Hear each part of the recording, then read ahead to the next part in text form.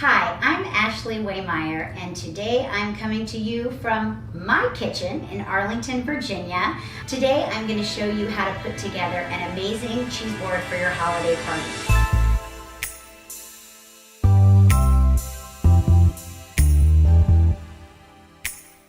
I'm here with my Realtor bestie, Kelly Pappas. Kelly, tell us a little bit about yourself. Hello everyone, I'm so happy to be here on your wonderful YouTube show. I am a realtor with Realty One Group Capital, and I also do YouTube, Eat, Shop, Live, Nova. So this is a perfect combination. That's right, subscribe to both of us. Yes, I am so excited because I'm obsessed with her cheese boards. So Kelly is a foodie. If you ever watch her Instagram yes. And her YouTube and Facebook, you know she's a foodie. She's out eating, shopping, and living in Nova and selling real estate. So she's the perfect person because she always comments on my cheese boards and how much she loves them. Yay, I'm so excited. We're doing it. I want to be able to do this when I leave. You will. You will. All right. You'll be able to do this, and you'll be able to put your own spin on it. So I'm going to have some little tips and tricks for you, some things to think about, and we're going to put together the biggest cheese board I've ever done in my life. It's humongous. Because I like to challenge myself. It's huge. All right, here we go. Yay!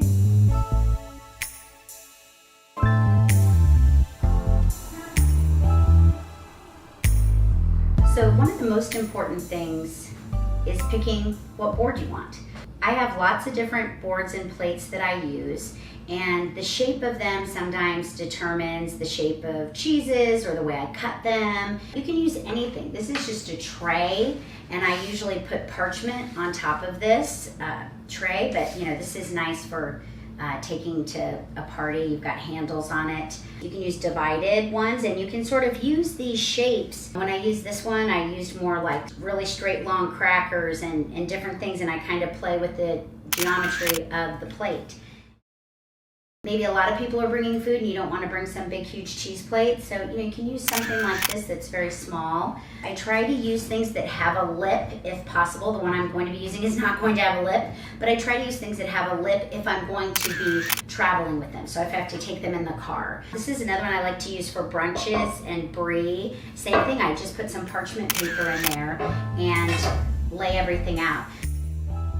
When I decided I wanted to do a really big board for this how-to video, I got this one from European Country Living in Springfield, which Kelly and I went to. Really She cool. did a video for Eat, Shop, Live, Nova, and I got this huge circular board, and I started to think, what would I want to do? What do I want to have on it? Question number one for my cheese boards is it going to be sweet or is it going to be savory? Usually, if I'm doing a brunch, I do something that is a little bit sweeter. I do a lot of fruit, a lot of fresh fruit, also dried fruit and nuts. One of the other tips I have, I always do cheese, depending on the hardiness and what the board is going to be used for and how many other items are going to be there. I may add meats. I always use greenery. I always use some kind of nut, unless I know somebody has a nut allergy. Like my son. And I always use some kind of fresh or dried fruit or vegetables. So when I got this board and I started looking at the circle and I saw this, you know, this handle on there, it just struck me that this kind of looked like an ornament. So I thought, well, maybe I could do this as a Christmas tree ornament. If we're going to do it like an ornament, let's focus on some greens, some reds. I'm always looking for a theme or some way to pull it all together. So I decided let's do a savory. So this would be something that you would have probably at a cocktail party in the evening. So I decided let's get a little hearty with it with some salami, some pepperoni. I got some manchego because I always do, because I lived in Spain, and so I do love the manchego. We're gonna have a Prosecco cocktail, we're gonna have some salami, we're gonna have some pepperoni on here, we're gonna have manchego, we're gonna do some dates, we're gonna do some dried apricots, rosemary, so it's gonna be great. This is right up my alley. That's right. So the first thing we're going to do is put the parchment on. So don't be intimidated by this. What's going to happen is you're going to take the parchment off the roll and it's going to look like this. So the first thing you do with your parchment paper is turn it so that it wants to lay flat. I just take scissors and I just cut it and I make it fit, pretty much fit this way. So I did that yesterday. So one of the best parts about doing boards is you can do a lot of the prep ahead of time. The only thing you really can't do is if you're going to be using nuts or crackers, which we will be, you don't want to have that overnight in your refrigerator. It'll make them softer, a consistency that they're normally not. So but you can cut the parchment like I did last night. You can get all of your ingredients. You can go ahead and cut up dried fruits, cut up other fruits, cut up vegetables, have your items washed and ready to go. And so that's really what we did so that we can make putting it together very easy. What kind of greenery do you use? I usually like to use thyme or rosemary because it's pretty hardy and the leaves don't tend to fall off because I don't want them falling off and getting in the food, but I also don't want them falling off and looking weak. You can eat them. It's totally fine if you do. Okay. So, are we ready to Yes. get started? I'm ready to be Martha Stewart. All right. Well, I'm going to get some of the first elements, and we're going to put them over here. But the first thing we're going to do is wash our hands. Okay.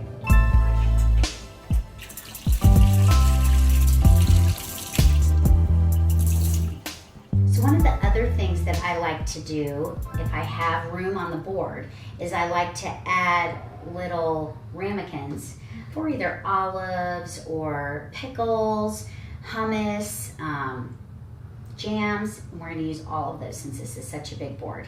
Because I had tied myself to this ornament theme, I was like, okay, I have to make sure that they look like a pattern, like an ornament looks like a pattern. So we're going to put these in the middle like this. And for our outlining of this, we're going to use the rosemary. So we're going to have a little stem here. And then Kelly, if you can just help me. Don't worry about doing it right or wrong, because if I think it needs adjusting, I will adjust. All right, I'm going to make you proud, Ashleigh. Oh, you will. You always do.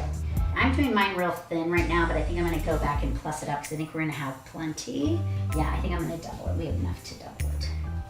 So that was the first thing I thought of. So I said, okay, we're gonna have a nice green border.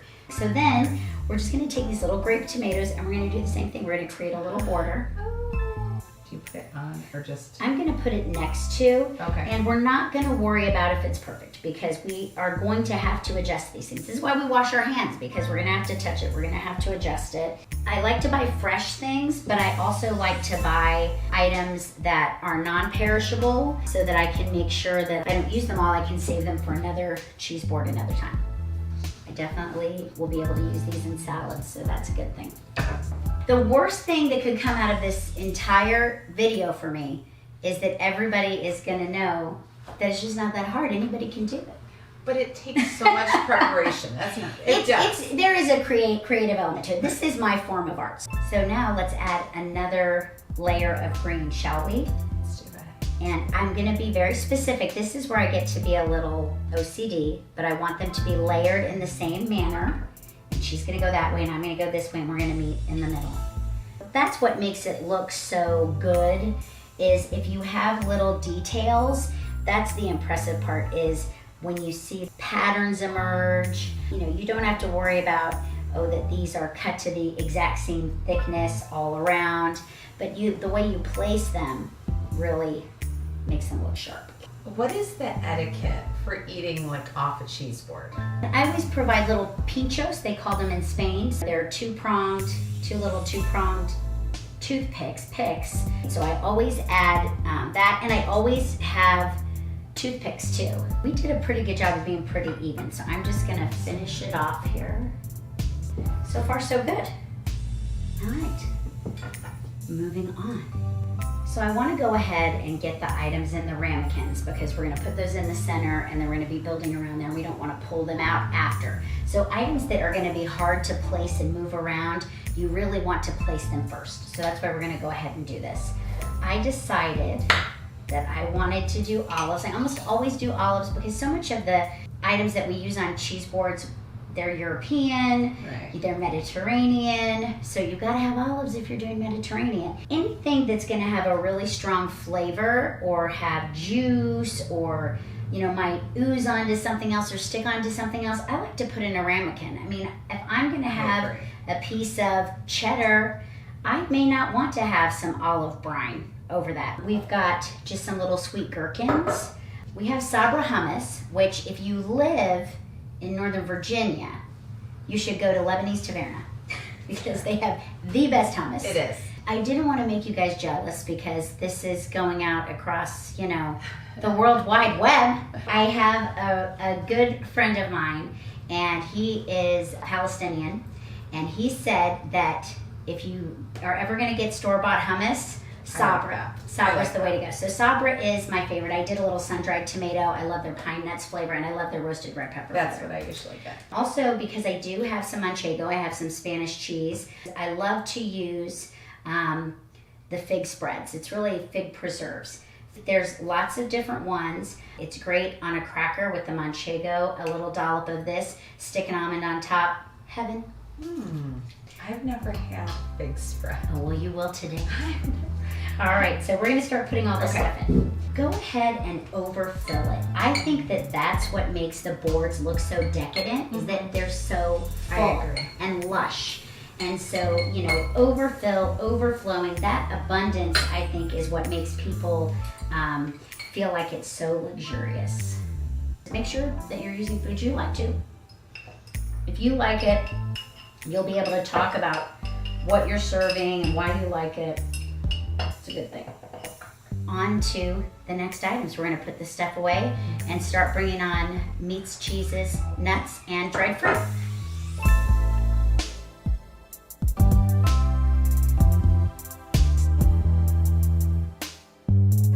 So I like to have different kinds of cheeses. If I can, I like to do a hard cheese and a soft cheese, or a dry cheese and a more moist cheese. This is manchego, which I use on almost all my boards. It's cheese from Spain, and this one is a really nice dry one. And I like it because it has structure. So you can be very geometrical with these. They come in a wedge, and then I just slice them with a big knife. It's best not to use like a steak knife or a paring knife, but to use like one of the really big knives, because you can really just hold both sides and press it down. So we're gonna go ahead and grab these wedges, because I don't know for sure always how I'm going to arrange it. I like to play around with it a little bit. I've never had it. You've never had manchego? I don't think I have. I don't think so. Is it mild? It is pretty mild, and people, I think, wouldn't expect it to be, because it is sheep's milk. And I think anytime, if people who maybe haven't had a lot of different cheeses hear that it's something besides cow's milk, they worry that there's going to be too much of a sharpness to it. I mean, and goat's milk, cheese from goat's milk, does have a sharpness to it, but this is a little more mild. I'm taking each of these little wedges, and I like to separate them. It doesn't have to be exactly perfect, but since you've cut them into individual wedges, it is nice to be able to fan them out, along that line. There we go, perfect.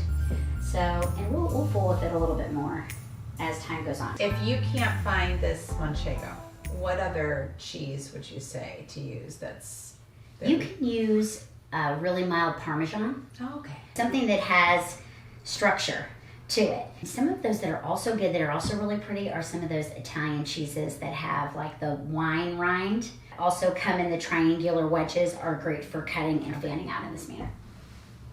Good question. Thank you. One of the things I think that intimidates people is when they make a cheese board, is they feel like maybe they need to go to some fancy cheese shop, some, fancy butcher, or, whatever, to get some of these things. Don't be afraid to just go to your local grocery store. I just went and picked all of this stuff up from Harris Teeter. Our grocery stores are getting more and more specialized. All of them have a deli, a cheese section, an olive bar, specialty crackers, all kinds of things like that. I just went in and found these items there. So one of the ways that you can save money is add more fruits and vegetables. So your produce items are probably your cheapest items. Add more crackers. You can do a board. If you do a big board like this, instead of having crackers over on the side, put them on the board. I suggest that you do taste it prior, because people are going to ask you questions like Kelly did. Is that mild? Is it, if I don't know because I just bought a bunch of cheeses. One of the things that's nice about a cheese shop is you can go in and try cheeses. You can ask them what goes well together. You know, because you want to be serving things you like. You want to be eating it. Sometimes you have to be the first one to dive in to make people feel comfortable that it's time to eat. Like, I don't know if I would want to ruin this. Right. That is so, Kelly. Yes. That is so great that you brought that up. I have had people say that. They're like, I don't want to mess this up. I'm like, it's here for the eating. One of the things that I really like to put on here, again, with the Mediterranean, are dates. Make sure that you get the pitted ones. They used to be really expensive. They really aren't anymore. Next, we're just gonna take some of the dried fruit. Kelly, I'm gonna do the bottom. We're just gonna make— Tell me where to put it. I'm gonna make a little line like this right here. Just right against it. Okay. And then I'm gonna just lay it down and then just push it up against these. This is what I think sets cheese boards apart when you see them on the internet. Making them into the river, the pepperoni river, the salami river. I've never heard of this before. It's very exciting. Okay. You start with pepperoni, I'm gonna start with salami. You're gonna do this line. So you really do separate them out. And what you do is you fold them in half and you start sticking them in here. And if you have them off center from each other, that can help. Okay. So that, you know, they're not trying to fold in exactly the same manner. And don't worry about it until you've got them all folded, because they're not gonna behave. So here we are, we can see we have a difference at the bottom. So we can just use some nuts to kind of fill in this space a little bit. It looks like our board is really filling up. So I don't necessarily want to have two different kinds of crackers. I'm just gonna use wheat thins. Wheat thins go with every single cheese. They go with manchego, they go with brie, they go with everything. So this is my favorite go-to cracker if I can only have one cracker. So it's also nice to use some of the rice crackers. Sometimes you can use the Parmesan crisps or cheddar crisps if you have some people that are gluten-free that can't eat wheat. So Kelly, I'm going to I'll do this side. put some here, and let's just put it here so we can have cheese on each side. Oh, okay. So let's just dump them. Rearrange. Yeah, kind of make them tighter. And then we're gonna put some of these just Colby cheese. Oh my gosh. This looks so amazing. We're gonna add spoons in our little pinchos. We're gonna plus up anything else that we see that needs plussing up. And then we're gonna eat. Yay.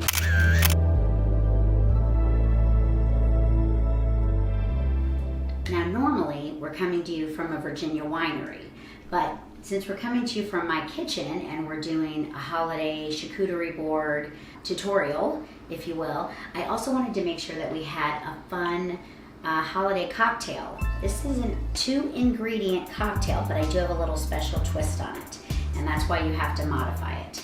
So the special twist, surprise ingredient, is maraschino cherries. So we're gonna put a maraschino cherry in the bottom of each one. All you're gonna do is you're gonna grab your favorite bubbly. So we did Prosecco because Kelly's my guest and I know she loves Prosecco. I am partial to Cava, having spent my 4 years in Spain, and some people like champagne. So whatever sparkling wine you would like to use, please feel free to use it. Now, the key to this is, I don't know, have you ever went and poured a mimosa and it foamed up so big and it foamed over? Well, this is the secret. The secret is pour the champagne first. So we're gonna pour our champagne first, or our Prosecco. I keep saying champagne. And then, because the maraschino cherry already has some sweetness to it, we're just gonna do a splash. Just a little boop. So just say boop, and you'll know you've had enough. Boop. There you go. So festive. Look how nice and cute and red that is. So, and there you go. How cute is that? Adorable. Cheers. Easiest holiday cocktail you'll ever make. Perfect. All right. It's adorable.